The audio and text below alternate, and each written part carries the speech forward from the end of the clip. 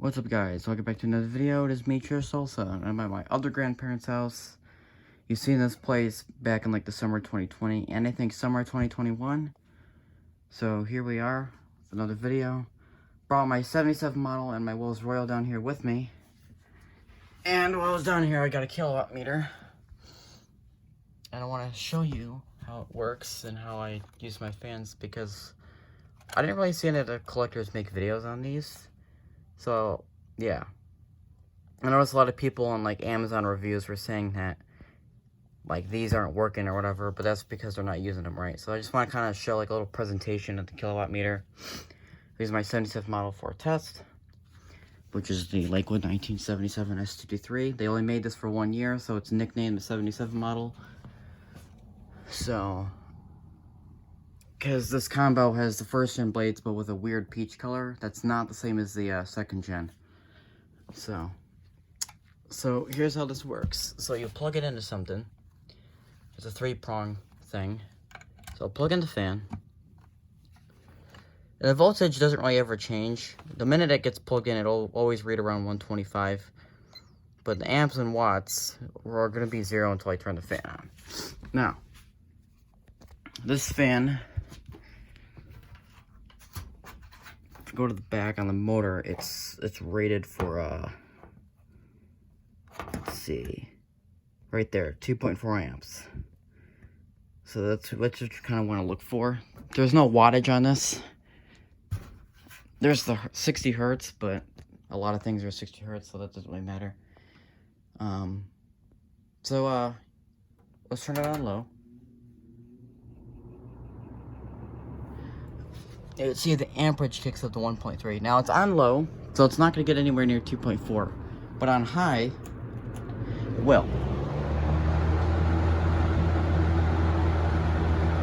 It's dropping down around 2.6, 2.5. They make this a little easier to read.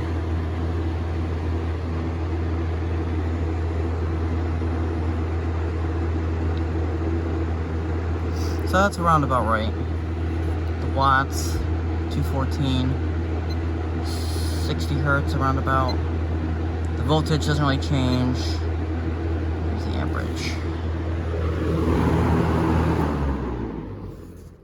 That's how that works.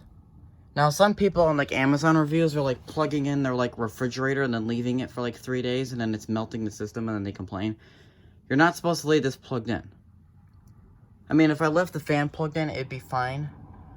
But if I left like a refrigerator plugged in, something with a lot of wattage, it would probably start melting the system, because there's a lot of heat going through. But it's not going to melt if I just ran it for a few minutes, like I just did there. Now, this is not the only fan I want to test, and for some reason this thing gets stuck. Turn that off.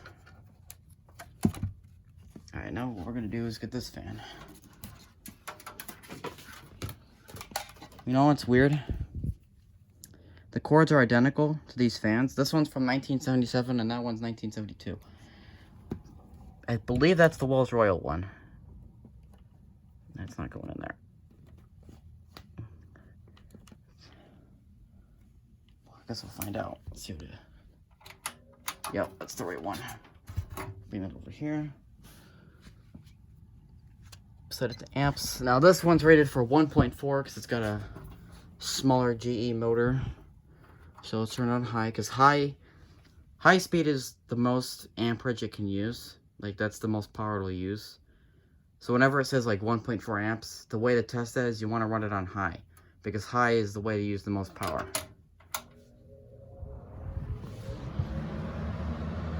1.8. Usually you spike and then drop 1.4.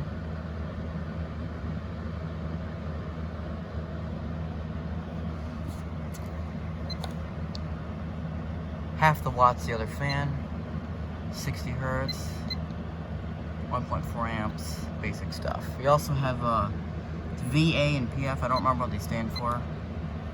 There's that. You have kilowatt hours. I can't get mine to work for that. I don't know what it's for, but. And then low, it'll drop because it's using less power.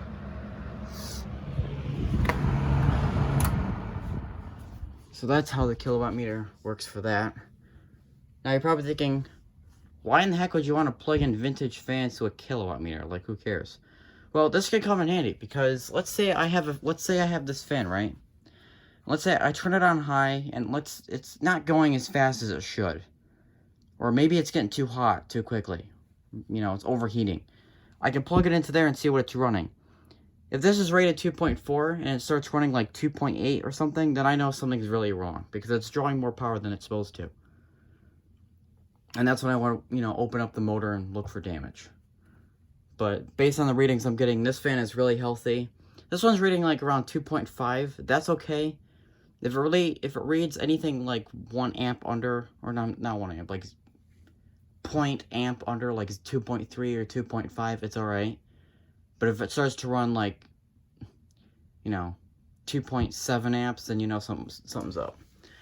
Because that's a little bit too much for it to run. So that's how that works. If you have like a refrigerator, you can still plug it in, but only for a few minutes. Don't leave it in there. People are like leaving it in there for like 3 days, and then it ends up melting the system. That's not what it's meant for. But I figured since I'm a fan collector, might as well present that. If you're a fan collector and you don't have one, I recommend getting one. It'll tell you if the fan's healthy or not.